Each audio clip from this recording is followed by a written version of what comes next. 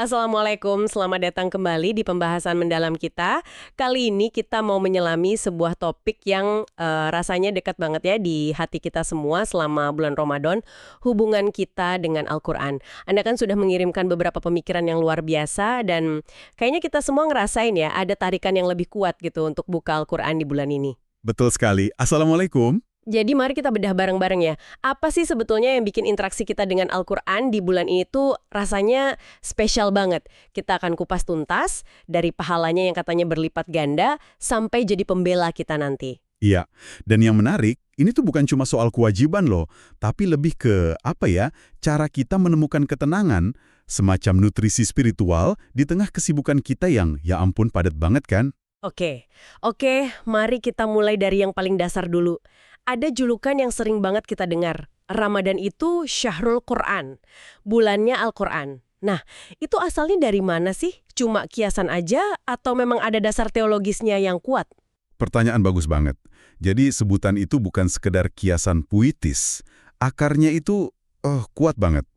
Langsung dari firman Allah di surah Al-Baqarah ayat 185. Di situ jelas banget disebut kalau Ramadan itu adalah bulan diturunkannya Al-Quran. Oh, jadi momen turunnya wahyu itu ya? Tepat. Jadi ini momen pertama kali Al-Quran itu bisa dibilang diresmikan ke langit dunia. Jadi setiap Ramadan datang, kita tuh sebenarnya diajak merayakan kembali momen bersejarah itu.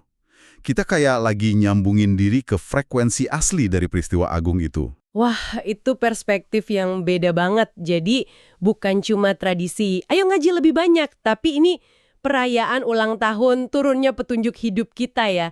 Tapi di sisi lain nih, ada realitasnya. Kita kan puasa, capek, kadang lemes, rasanya buat mulai baca itu berat. Nah, apa sih imbalan spiritualnya yang bikin usaha ekstra ini jadi sepadan banget? Nah, disinilah letak keajaiban Ramadan. Kalau kita ngomongin imbalan, Ramadan ini semacam anomali yang positif banget. Ada konsep yang namanya multiplikator spiritual. Gini deh, di luar Ramadan, kita baca satu huruf Al-Quran, itu udah dapat 10 kebaikan. Udah luar biasa kan? Iya, 10. Itu aja udah besar ya. Banget. Nah, di bulan Ramadan, aturannya berubah total. Ada hadis yang bilang, amalan sunnah aja nilainya jadi setara amalan wajib. Dan yang wajibnya, pahala dilipat gandakan. Ada yang bilang sampai 70 kali lipat, bahkan lebih. Jadi bayangin, 10 kebaikan per huruf tadi, dikali puluhan, bahkan ratusan. Angkanya jadi astronomis. Jadi beneran kayak musim panen raya ya, analogi itu langsung kebayang di kepala saya. Petani kerja keras, terus ada satu musim di mana hasilnya berlipat-lipat ganda. Ramadan ini musim panen spiritual kita. Persis. Analogi panen raya itu tepat banget. Dan ini bukan soal hitung-hitungan matematis ya, tapi lebih ke pemahaman betapa murahnya Allah di bulan ini. Semacam bonus ilahi gitu ya, yang cuma ada 30 hari ini aja. Betul. Kesempatan yang terlalu berharga untuk dilewatkan. Cuma karena rasa lelah sesaat. Oke, panen raya itu luar biasa untuk motivasi di dunia ya. Tapi ada satu janji lagi yang rasanya dampaknya jauh melampaui hidup kita. Ini yang paling menyentuh hati saya sih. Mari kita bicara soal konsep syafaat. Itu gimana maksudnya? Tentu, syafaat itu intinya pertolongan. Atau pembelaan. Nanti di hari kiamat, saat semua orang sibuk sama urusannya sendiri. Di saat itulah Al-Quran yang kita baca di dunia ini akan datang dalam wujud nyata. Jadi pembela kita. Jadi pengacara kita gitu ya? Bisa dibilang begitu. Ada sebuah hadis yang penggambarannya indah sekali. Dikatakan puasa dan Al-Quran itu akan bersaing untuk membela kita di hadapan Allah. Bersaing? Iya, puasa akan bilang, "Ya Allah, aku telah menahannya dari makan di siang hari, izinkan aku membelanya." Lalu Al-Quran akan maju juga. Saya merinding bayanginnya.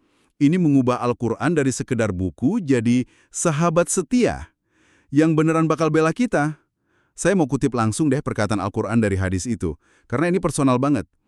Al-Quran akan bilang, "Ya Tuhanku, aku telah menghalanginya dari tidur di malam hari, maka izinkanlah aku memberinya syafaat." Perhatikan kata-kata menghalanginya dari tidur. Ini menunjukkan ada hubungan timbal balik. Kita korbankan sedikit waktu istirahat kita buat baca, dan sebagai balasannya, dia akan berjuang buat kita di saat yang paling menentukan. Wow, jadi ini bukan lagi sekedar membaca, tapi membangun persahabatan abadi ya? Tepat. Dan yang kerennya, janji pembelaan di masa depan itu ternyata punya efek langsung buat ketenangan kita sekarang loh. Nah, itu dia. Gimana Al-Quran bisa jadi obat buat hati kita saat ini? Ini salah satu keindahan Islam. Amalan buat akhirat itu selalu ada manfaatnya di dunia. Al-Quran itu disebut sebagai penenang hati yang paling ampuh. Secara spiritual, kegelisahan kita, stres, cemas, itu seringkali sumbernya karena hati kita kosong, lapar nutrisi rohani gitu. Ini kena banget sih. Kita seringnya nyari ketenangan dari sumber yang salah kan? Berjam-jam scrolling media sosial yang algoritmanya malah mungkin bikin kita tambah cemas, tambah iri. Betul sekali. Kita cari kedamaian dari sumber kebisingan. Padahal, sumber ketenangan yang asli, yang ilahi, justru ada di meja kita, sering terlupakan. Ibarat orang kehausan tapi malah minum air garam ya. Makin diminum, makin haus. Ramadan ini momen yang pas banget buat detox spiritual. Benar. Mengalihkan waktu layar yang bikin pusing ke waktu menatap ayat yang menenteramkan. Oke, ini semua sangat memotivasi. Dari pahala, janji syafaat, sampai ketenangan jiwa. Tapi kita balik lagi ke tantangan praktis tadi, sibuk. Gimana cara menerapkannya?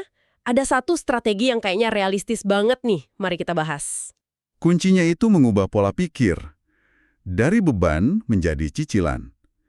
Kita sering takut sama target besar. Harus hatam 30 juz. Nah, target besar itu kalau terasa berat, malah bikin kita nggak mulai sama sekali. Jadi, lupakan dulu target besar itu. Fokus ke konsistensi kecil. Konsistensi kecil, maksudnya? Metodenya sederhana banget. 1 lembar setelah sholat wajib. Coba kita pikirin, baca 1 lembar atau 2 halaman Al-Quran itu paling cuma butuh 2-5 menit. Singkat banget. Kalau kita komit lakuin itu setiap selesai sholat fardu, 5 kali sehari, berarti kita udah baca 5 lembar. 5 lembar sehari berarti 2 hari udah hampir 1 juz ya. Kedengarannya mudah, tapi saya bisa bayangin ada yang mikir, aduh abis Isya, abis Traweh, udah capek banget. Gimana ngatasin rintangan mental itu? Pertanyaan valid. Rintangan terbesarnya seringkali bukan waktu, tapi kelelahan mental. Nah, disinilah pentingnya mengubah pola pikir tadi.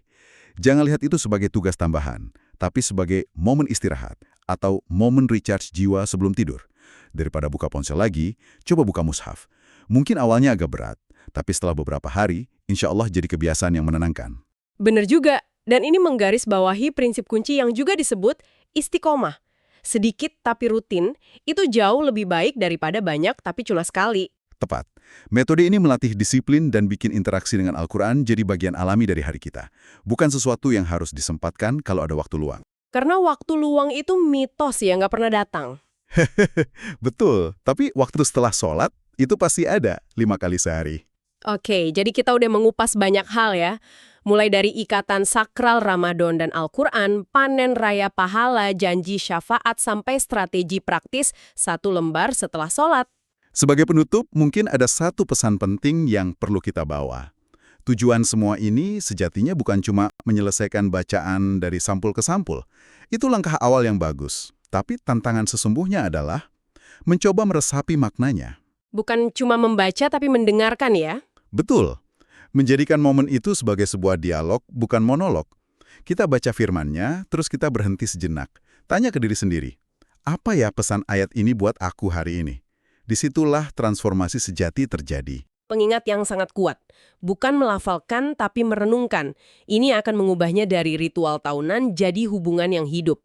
Dan untuk Anda yang mendengarkan, saya ingin meninggalkan satu pemikiran untuk direnungkan. Setelah semua pembahasan kita ini, jika Anda bisa membuka Al-Quran sekarang, ayat atau surah mana yang pertama kali ingin Anda kunjungi kembali?